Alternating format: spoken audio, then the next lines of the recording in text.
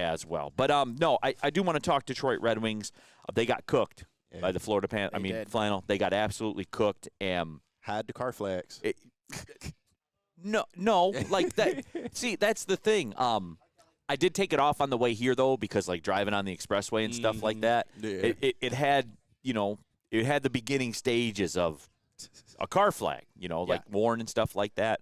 But I'm not. I will put it back out there when I get back. When is it going back? It's going back up today. Okay. As a matter of fact, it's going back up today. Is it time, Flannel? Just pack the car flags away, back up the trucks. No, it's absolutely not time. And here's the thing, and I mentioned it on the last show, and I want to attempt to give some levity to this. And I'm not saying that there aren't some concerning things when it comes to the Detroit Red Wings. I've said it before. I don't think they have a Stanley Cup level defense, and I don't think they have Stanley Cup level goaltending. But that's okay for this year because Stanley Cup really isn't the goal. And I think when they went up, obviously you'd want to win it, but for this season it was playoffs or bust, not you got to win the Stanley Cup or, there's some questions about Steve Yzerman. That's not where it is at this point. And really what the Red Wings have done, and I'll mention again, since December 31st, they went on that 10-2-2 stretch, which put them right back into the playoff race. They had a 4-game road trip in which they got 4 points. And in this latest stretch of 5 out of 6 at home, their one road game being at Chicago, they got 8 points. They got 4 wins, their last 2 losses. So they're pretty much right on serve at this point. It's just right now, there's no worries. It's just how do they respond? They have a 4-game road trip coming up, a game at Arizona and at Buffalo included in that. Those are 2 very winnable games. You get 4 points out of that, and then you have a stretch of 4 out of 5 at home, including a game against Arizona, a game against Buffalo, a game against Columbus, a road game at Pittsburgh, and then a game against the Islanders. If you can get 8 points out of that, followed by 4 points on a 4-game road trip, you're back to sitting pretty again. I'm not saying that. Like I said, these last couple of games, they were disappointing. I mean, you saw one of the biggest differences were the Islanders and the Florida Panthers were a combined 3 of 8 on power play, and the Red Wings were 0 of 7. And Flannel, that's it. Yeah, like for the whole crowd. And I read one of the messages before, and I knew that everybody was going to do this. Where I demand action on trade deadline day. Like again. What evidence do you have to suggest that Steve Yzerman is just going to be like, well, I got to go get somebody for the sake of getting somebody? That's wrap your head around this, guys. That's not how good teams operate.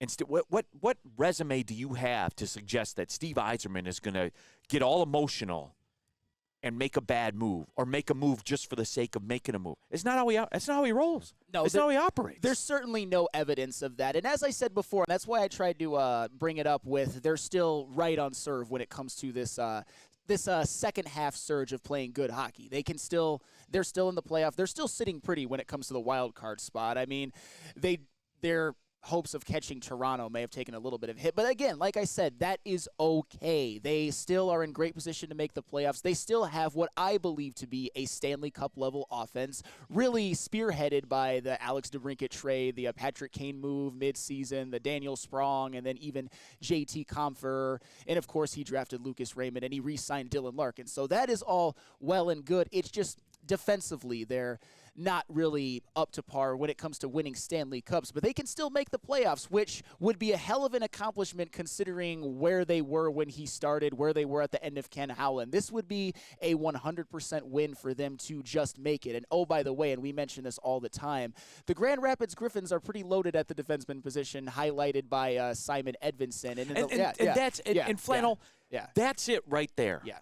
Like, it's all out there in front of you.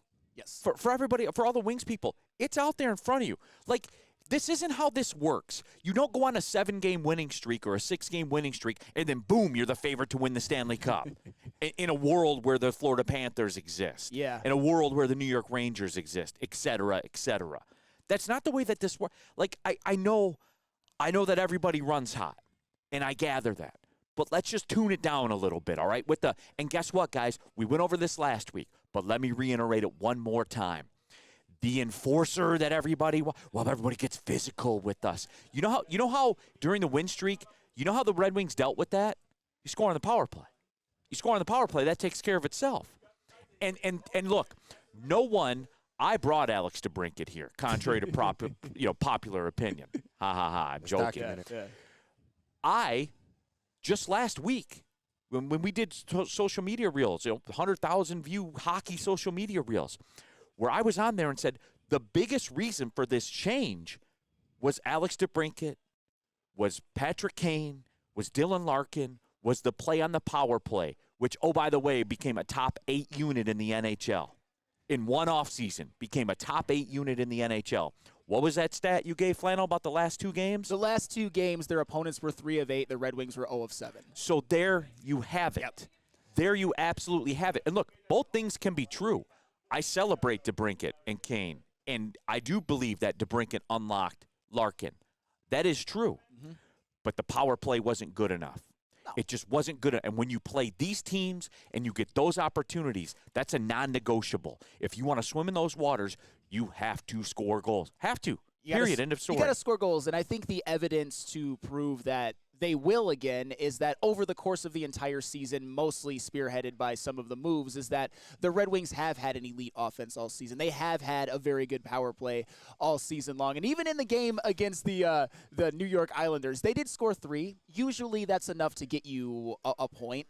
And Oli Mata scored 2 of the goals, which is not sustainable. But the reality is that the first line hasn't been good enough the last couple of games. The power play hasn't been good enough. The PK hasn't been good enough. But those are all things that we've seen over the course of a long season. The Red Wings really make an improvement over last year because that's why they're good. The reason the Red Wings are good is because of their goal scoring. Their defense is relatively similar to what it was last year, which isn't a red flag or anything like that, but it's because of the offense. But the last couple of games, they just didn't find it. And oh, by the way, a lot of teams get clapped by the Florida Panthers. And I'm not just saying like, who cares? I'm just saying that it's reality. The Florida Panthers, you might be seeing them hoisting the Stanley Cup at the end of the year. Paul Thomas, one thing not discussed much, Paul Maurice is a top-notch coach. He's an OG like T-Foss. He's the coach of the Florida Panthers. No, and they went out, and they got Kachuk, and they're doing what they're doing and stuff like that.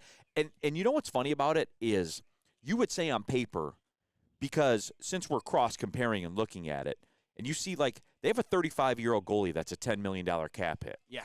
On the surface, you'd be like, good luck. Yeah. But here they are. Yep, here they are. That's those are the things that having Reichart and Kachuk can make up for.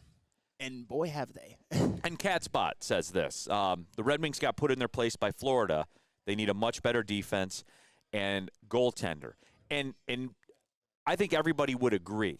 Everybody would agree. Like from a goaltending and defensive perspective. But don't act like you can make one move at the trade deadline and magically that solves itself and then you become a Stanley Cup contender. Because I would contend that the grand plan of all this, and there are, it amazes me how much Lions vibes there is to the Red Wings right now. It amazes me how similar it is, just from the feel of the organization. Because with the Red Wings right now, I believe that their defensive core, that 3 years from now, that they believe is filled with homegrown prospects that they have in the system right now. That you just have to allow the time to happen. You do, for real. Sure, and Danny G, he said it a while ago. I lost it. But he said that he was at Grand Rapids Griffins game this weekend and that they are loaded. And they most certainly are. And that bodes very, very well for the Red Wings' future. And I'd like to think that next season Edvinsson will be with the club from day one. We like Mo Sider. We like Jake Wallman. I mean, there's some, Ben Sherratt is who he is. I mean, there's a couple of depth pieces that, like Petrie and Oli Mata that might not be on this team when they're ready to win, and Ghost is more of an offensive defenseman. But I think their defense will be fine in time. They're set up well to be good in the future. And like we said before, this wasn't the year where it was Stanley Cup or bust. That will come down the road. But this year, as long as they make the playoffs, it is a wildly successful season, even if they don't win a game, even if they don't win a round. Just this year, though. Kevin Bell says, I think the Red Wings will get past the first round in the playoffs. But, guys, like, again, we need a little reality check with that, too. Like, I think people were really getting out in front of their skis. You guys do realize, like, as it sits, what's the best the Wings could do? A 6 seed? Yeah. Realistically? Yeah. So you're pretty much guaranteeing yourself, just in terms of who you would play, like you're pretty much guaranteeing yourself, I don't know, a Florida, one New York Rangers. You know, like teams that are primed and ready, or the Boston Bruins. Sure, and that's what you're looking at. Oh yeah, and we would be massive underdogs in any of those series, and that's why. And I'm gonna kind of reference Wake Up Woodward while I'm on the show. Shout out KG, by the way, and JB. But we were talking last Thursday about the Red Wings. This was before the Islanders game, and Kool-Aid had mentioned how, because on the previous shows I was getting pretty damn excited. And he kind of... We all were. Well, yeah, of course. But he had mentioned... Again, if you're starving and someone gives you a cracker, it's the best cracker you've ever eaten in your life. But up to that point, it was more than just a cracker. What would that have been? Like 18-4-2 or something like that. A stretch of just like a ton of winning. It's a buffet. Yeah, an absolute buffet. But I never said that expectations had changed. What had changed for me was what I thought maybe they could be capable of, and that's where I had to correct some of the people. I never said expectations changed. Oftentimes you say a lot of stuff I don't like, but I really like what you just said right there. Not expectations don't change, capabilities change. That's good stuff, man. Well, and that's kind of what, if you're comparing it to the Lions, they could have made the Super Bowl last year. But as long as they got that first playoff win and that division win, it was a successful season no matter what. Even if they would have lost to the Buccaneers, which would have been disappointing, but it was about get a division win and a playoff win. With the Detroit Red Wings, it's about make the playoffs, and then whatever happens in the playoffs happens. But when they had such a great stretch, just like with what the Lions did in the playoffs, what you think is possible changes. But that doesn't mean if they don't get to it, you're just like, disappointing season. That's the good news, though. As long as the Red Wings can hang on, we're looking at this as, wow, they made the playoffs after the calendar month of 2023, there being all kinds of questions. That would be a hell of an accomplishment.